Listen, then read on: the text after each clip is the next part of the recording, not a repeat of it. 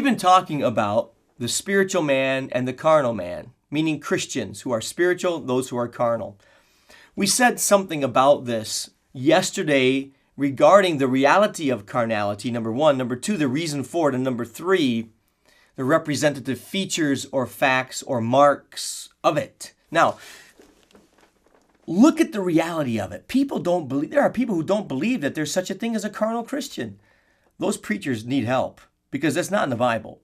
There are carnal Christians. The thing is, we don't want to remain carnal. Friends, look at what he says. Let me prove to you that carnality is a reality. All right?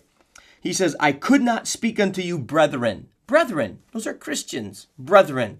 Point number one, taken. And that is, the word brethren helps us see that carnality is existing. Because he says, I could not speak unto you, brethren, as spiritual, but brethren, carnal. All right? Look at verse 2. I have fed you with milk and not with meat. You're not able to bear it. Look at this next line. Neither now, today, right now, am I able to give it to you, and you're not able to bear it. Even now. Now look at verse 3. For you are still. Is this coming to you? Is it making sense? I know it is. You are still carnal. Well, how do you know?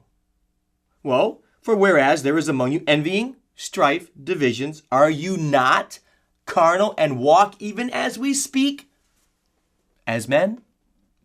You see, friends, the reality of carnality is found in these verses. Number two, the reason for it. In Mark chapter 4, verse 28, I want to give you a reason why people are still carnal today. One of the reasons, and there are many, but one reason is this. Growth has been stunted. He says, you are like babes in Christ. In other words, you haven't grown any. You've stayed the same. Mark chapter 4, verse 28. Here's a verse, great verse. Jesus is talking, and this is what he says. When it comes to the harvest, he says, the earth brings forth fruit of itself. Get this. First the blade, then the ear, then the full corn in the ear. See that? What do you see there? I see two things. Number one, I see growth and development. Growth and development. One of the reasons why people are still carnal is because they haven't grown and developed. Oh, the corn's been planted. It's coming up.